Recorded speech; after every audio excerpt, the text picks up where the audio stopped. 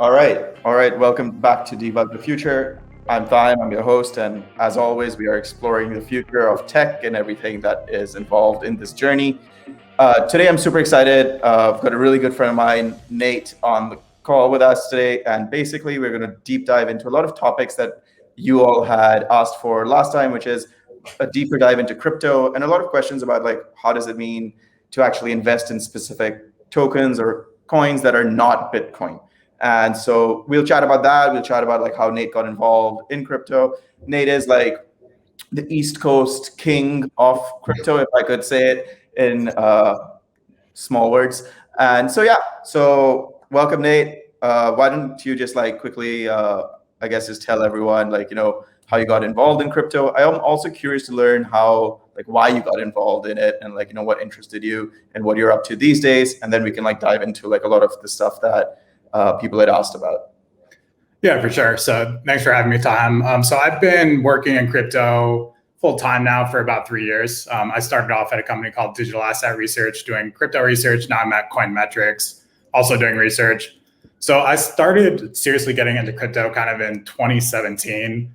I took a little bit of a circuitous route. So I had founded a music startup out of college, and I did that for about 5 years. But long story short, like the music industry has a ton of middlemen who just suck all the profits out of the industry, namely the record labels. So when I stumbled across Ethereum in like 2017, it just kind of blew my mind that you could build applications on top of this decentralized blockchain where you could cut out some of those middlemen and sell directly to consumers. And you're seeing that kind of like flourish now. So that's what started me really down the rabbit hole. And I just kind of got deeper and deeper from there.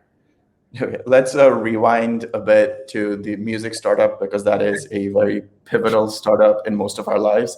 So what was it? What did you do? And I guess like tying that back into Ethereum and blockchain as well, how exactly like did you see those issues in the music industry really fall apart because it was centralized? Yeah, so it was called frat music. It was like a now relatively early music startup these days. It was kind of before Spotify really hit the US. So it's like a streaming music service for college kids mostly, where you just put on party playlists, study playlists. Yeah, I used it a lot. I know. Yeah, I'm sure you did.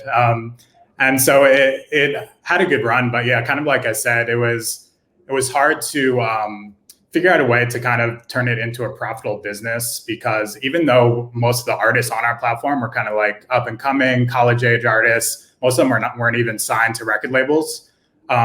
We still were required, because of licensing laws and all this other stuff, to pay the record labels like a ridiculous percent of our revenue. So it was fun to do. I wish I could have kind of turned it into an even bigger business, but in the end of the day, it led me to blockchain. So that was a huge plus. Got it. And I guess just picking up on that topic itself. So a lot of early blockchain talk was about like, removing the middleman in like the music industry or like the film industry, especially, and all these other creative industries, to be able to just say, the artist connects directly to the consumer. And like we've somehow reached that level now with tokenization. But what do you think? Do you think that's still the future, is being able to like have artists just directly connect through tokens? Or will there be like a blockchain path as well, which like the music labels actually adopt? Yeah, it's a good question, and people are still kind of trying to figure it out. Personally, I think we basically need to rebuild a lot of these old industries and old infrastructure kind of from the ground up. And just like the legacy way that the record labels work, it's built for kind of like an analog world. It took them a while to even get up to speed with digital music, and it's still kind of lacking. So I think like now with what we're seeing with NFTs is a really interesting development, because like first of all, like one of the biggest problem with digital music and movies and everything else is like people aren't really willing to pay for it. So that's been a huge problem with digital music since pretty much the beginning. Like when people were pirating it and stealing it, that kind of evolved.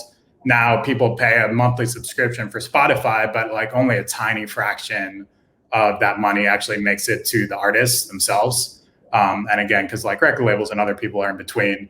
So I see like NFTs as a way to kind of like be one of the key parts of that decentralization, because now an artist can just go sell an NFT directly to their fans, start generating revenue that way, and then they can kind of be their own record label in a way. They can do a lot of things that the record labels are doing because they have this way of kind of funding themselves a little bit. And then from there, they're still like, it's just a mess trying to deal with all the licensing and stuff like that. Like I don't think crypto or blockchain can automatically solve that stuff anytime soon. People are trying to build systems where, like I've seen people experiment where you can get an NFT that gives you, a percent of the streaming rights of a musician on Spotify or somewhere else. I think that's interesting, but it's so much harder to actually enforce that stuff when the money is coming from somewhere else that's not trackable on a blockchain. Because then you need to, get other legacy systems involved, like legal systems and other stuff. So yeah, I think if we can figure out a way to actually get like revenue streams coming through crypto, that's the first step. And then from there, we can kind of start rebuilding stuff. Got it. Yeah, that makes sense. I think like just breaking down a lot of the systems are still a big challenge. But moving to NFTs, because this is JPEG summer. Have you invested in any NFTs in the recent past, or are you like just watching it as an observer? Yeah, so I started actually investing in NFTs back in like 2018 because of this music stuff, because I was exploring NFT space for music. I actually did it as kind of a senior project at Cornell Tech, where we both went to grad school, exploring NFTs. So I started just buying some back then. I mostly bought like one-of-one crypto art pieces, which I still have a bunch of. And I've dabbled with other various NFTs, but I missed the CryptoPunks train, unfortunately, and some of those guys. Yeah, so I guess like what a lot of people have been asking is like, why, like, how do you like even invest in one NFT versus another? Like, what is the differentiation? Or is it just like, are you applying like, oh, I like this piece of art? Because like NFT right now is in like, I think one of the biggest hype cycles I've seen in a while. Yeah. Like, it's crazy right now. Yeah. It's crazy. I still do think it's like super early for NFTs, even though you see this crazy hype. Still, if you talk to like most people, they have no idea what NFTs are, or think it's a scam or something like that, which is debatable. But I think there's certain things you look for. It kind of depends what your angle is, but most of the NFTs that have really accrued value have some sort of historical significance, first of all. So like the ones that were started back in like 2018, CryptoPunks is like a perfect example of that. It's kind of a breakthrough project. And now over time, it's had such historical significance that, people keep coming back to it. But I think like the other, I don't know, I tend to look for kind of like novel things where people are doing something different. Like there are a million copies of NFT projects, right? Like you see on Twitter now, there's Twitter profile pictures of like a million different animals of different NFT projects. And I think it's harder to kind of truly find the gems in those sort of projects. But if you look at someone like Artblocks is a good example. Artblocks is a generative art platform that really has gained a lot of traction this year. And when they kind of launched earlier this year, and there was nothing really like them. They didn't have the initial hype cycle, where a lot of these NFT projects launch nowadays, and it's just crazy hype. But Artblocks has grown more organically, and now they're selling for crazy amounts of money. So what, for most people, like what does generative art actually mean? Yeah, so generative art is it's a form of art it's basically kind of a collaboration between an artist and an algorithm. So an artist will create these kind of a master set of, say, like 500 pieces of artwork. And for each piece of artwork, they'll choose a set of properties. So maybe they'll have like 10 different color palettes, 10 different potential backgrounds, just kind of like these different combinations of properties. And then the algorithm will automatically generate the art in a way where each piece is unique. So you get like this set of 500 pieces of art. Each one is unique, but they all kind of work together as a set and share these common properties. And on that note too, so I think one other thing to look for NFT projects is look for things that where people are creating art that's not really like possible without a blockchain. Or I guess, you can, generative art has been around for a while, and as before blockchains, but like look for things that where people are creating new forms of art or new forms of content that hasn't really been around before. Like I think a lot of people who see NFTs and think it's like a scam, they're seeing people just like take a picture of a painting and try and sell it as an NFT.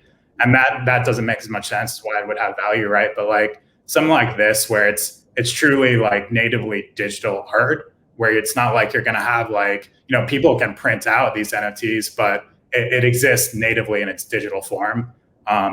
And like, that's why NFTs are such a big breakthrough, because you have a way to actually monetize and own this natively digital art, which again has existed for a while. There's a ton of great digital art, but now this is a way to actually like monetize it and own it basically. Awesome. Yeah, I think that actually hits the nail on the head, right? Which is that it's not just a JPEG or PNG version of the Mona Lisa. It's almost like if the Mona Lisa came in like a set and it was inherently it was virtual first, right? It's digital first. Yeah. It's not what can just happen in the physical world. It's something completely new. And I actually think that also like speaks to a lot of the crypto projects that do better, right? Which is that they're not just copies of the existing financial system, or like I think they're like things that are actually building crypto first. Like I guess like the DeFi system is a great example, or like decentralized exchanges, which is that the actual project exists because of the underlying tech, rather than just like saying that this is mirroring something. Yeah, exactly. Like looking for truly innovative projects throughout crypto is really the way to go. And yeah, you see that in DeFi as well. Like Uniswap is a great example of that kind of created something new that didn't really exist before crypto. Yeah. Okay, that's a perfect time for us to now jump to I guess there's two ways to look at it. One is like, how would you invest in crypto yourself outside of like the big two? I know you're a big Ethereum fan. You've been for a while. But outside that, which I think most people are slightly more aware of, like if they come across an altcoin, what should they look at? And obviously that they obviously have to separate the hype out of it, right? Like disregard the fact that like you're seeing this all over Telegram or like on Twitter. What are the other things that matter? Or does the hype also, I guess, matter? Yeah, it definitely depends what your goals are as an investor, as a trader. Like if it's just a crazy environment right now for if you're a short-term trader, then hype definitely does matter. And like the memification of all investments is happening at a crazy rate right now. And I think like that's something honestly you can't ignore. But if you're more of like a long-term focused investor, and that's definitely more of the spectrum I tend to fall on.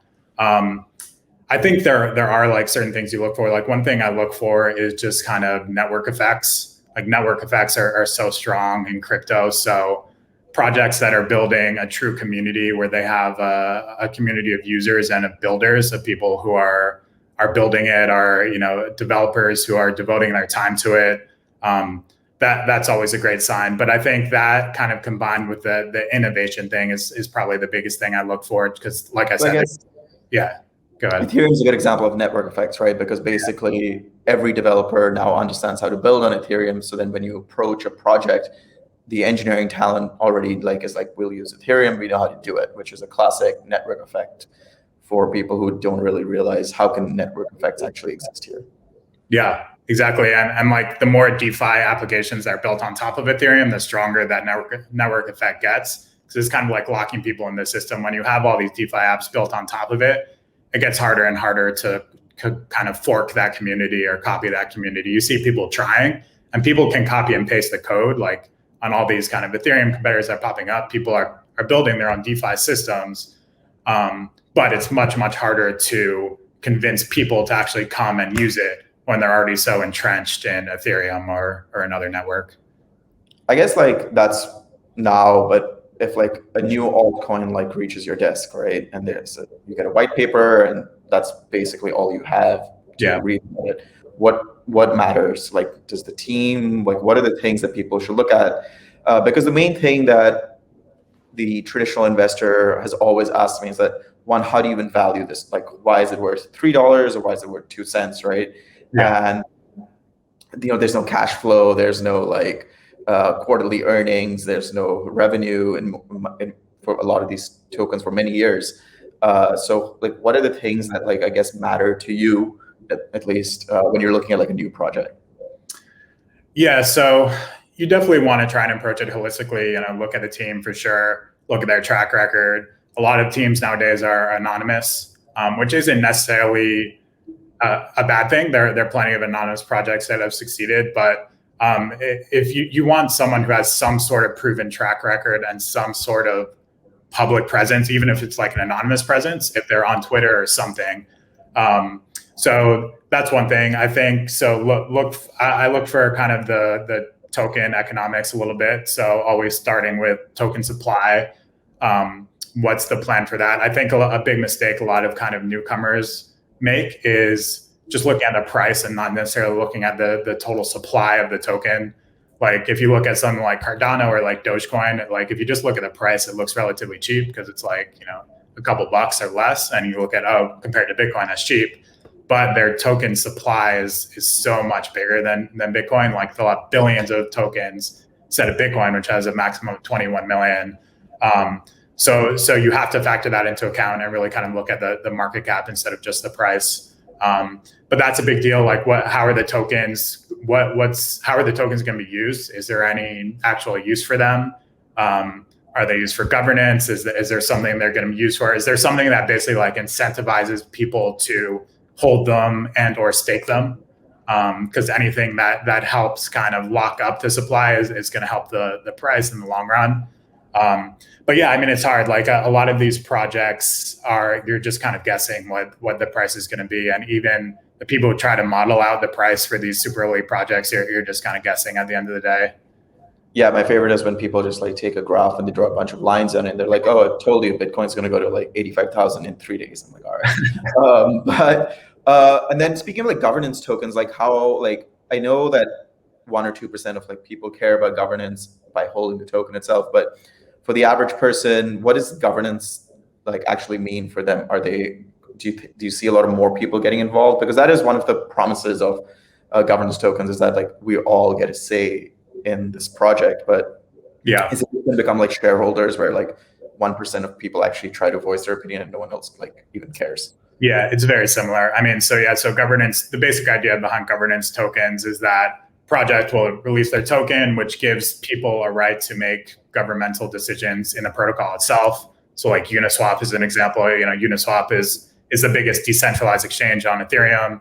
It has a governance token, which lets people vote on things like, for example, like people might be able to vote to give themselves a percentage of trading fees from Uniswap.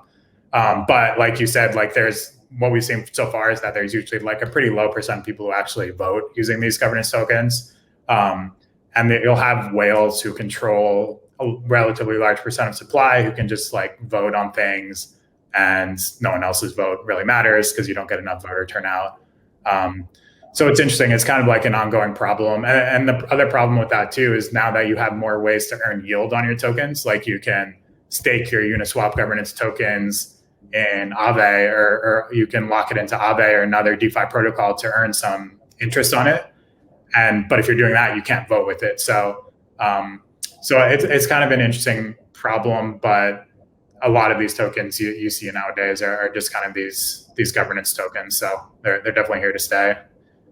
So just going back to yield, I think that's a super interesting part to also like just dive into, because a lot of people have misunderstood how yield and staking and this entire system works. If you can try, which is I've tried, I've failed, thus it's your turn. How does it actually work for the average person? Like for them to actually, like, what is going on behind the scenes for them to actually be earning these insane rates of return? Yeah, so the basic way it works, so you can lock your crypto into one of these yield generating protocols. So like Aave is a big one, Compound is another big one on Ethereum. And they're basically like lending platforms. So the way it works is you need to essentially have an over collateralized loan. So say you lock in $10,000 worth of Ethereum, then you can take out a loan of like $5,000 worth of Ethereum. You can take out a loan of like X% of the amount of collateral you have locked in. But the amount of collateral you have locked needs to be larger than the loan amount.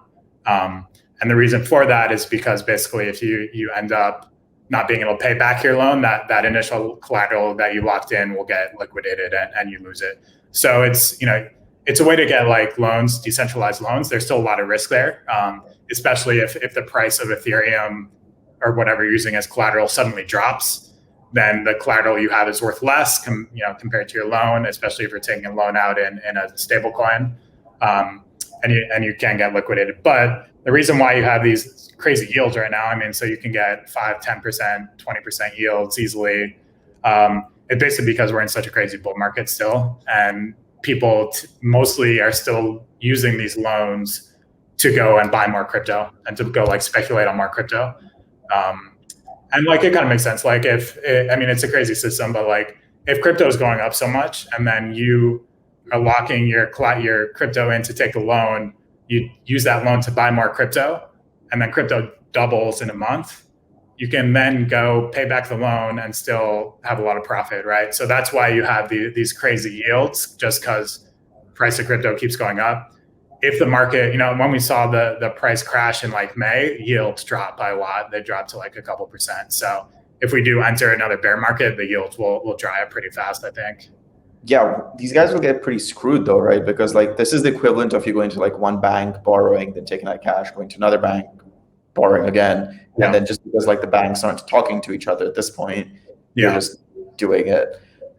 Yeah, pretty much. And it's a way of getting like leverage on your crypto. We see that in a lot of crypto, like people on exchanges, you can get 20x leverage. It was 100x on Binance, and on FTX like just recently. So and they've started cutting back on that and kind of regulating it more. But that's always been a big part of crypto, is people taking these like leveraged bets, which are super risky, but can also pay off huge amounts in bull markets. Yeah, that makes sense. And in terms of like just taking a step back from like the actual tokens and all, but like projects that are super exciting to you at this point, they may pan out, they may not. CryptoKitties is something that did not pan out for some of us, but what's exciting you right now in the market? Is it still DeFi?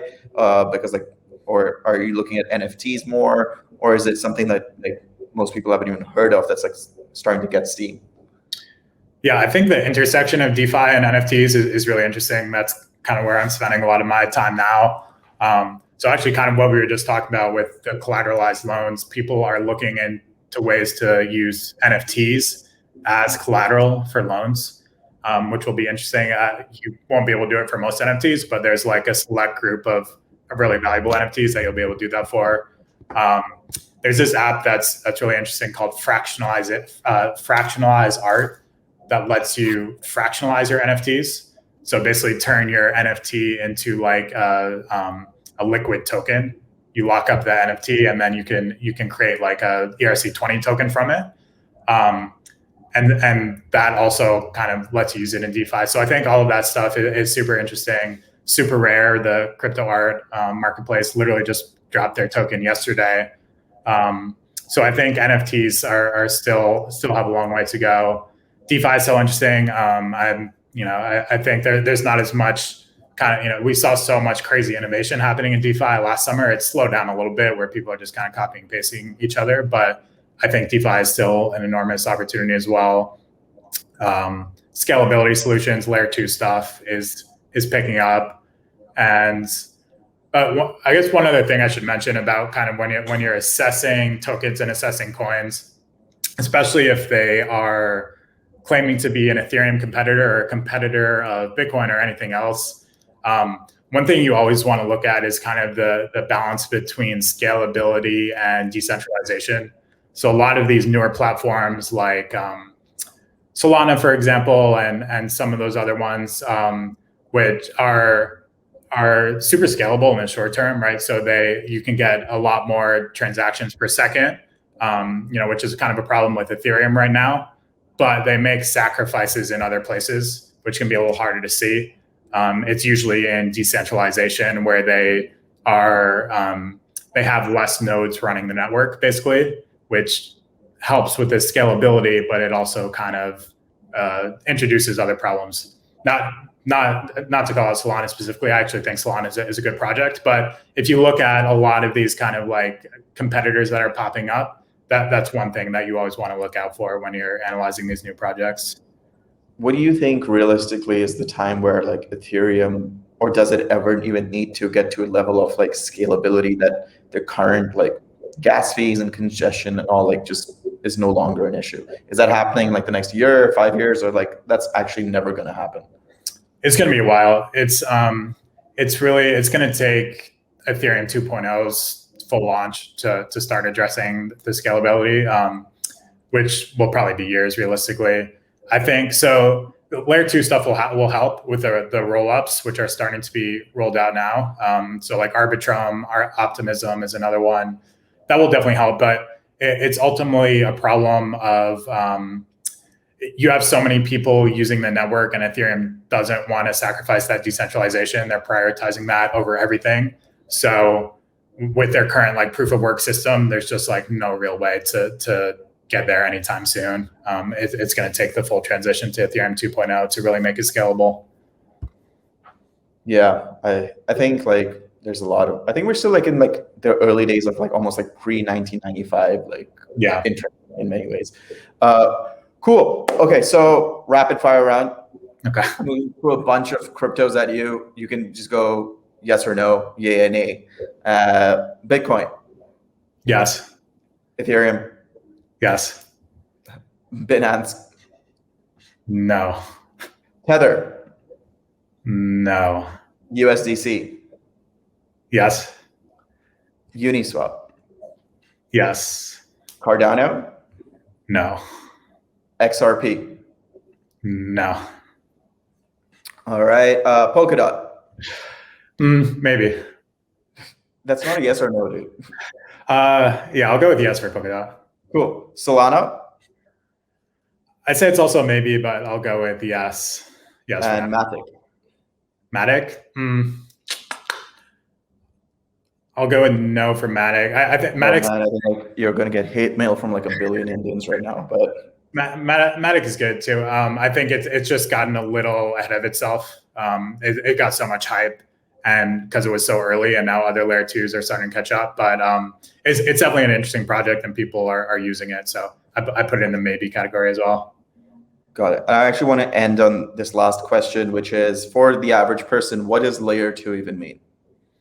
So layer 2 is basically just protocols or applications built on top of Ethereum or another network that helps with scalability. So like Lightning Network on Bitcoin is another example, where it's basically you have like a side chain, or it has its own blockchain or sort of kind of system that lets you get transactions and I'm trying to think of a better way to explain this, but it's basically like you have a side chain, a separate blockchain that's collecting transactions, so it doesn't clog up the main chain, and then it'll bundle all of those transactions together and send them all at once back to the main chain. So you can have like 1,000 transactions processed on the side chain, it bundles them all back up, and then puts them back to the main blockchain, which helps with scalability. That's one example of layer 2. There's also different ways to do it as well.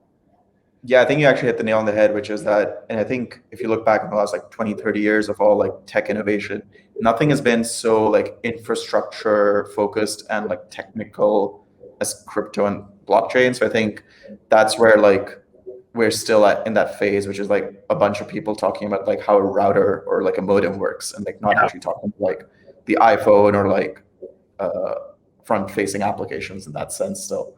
Yeah, exactly. We still have a long way to go before kind of like mainstream users and UI catches up. Awesome. Nate, thanks so much.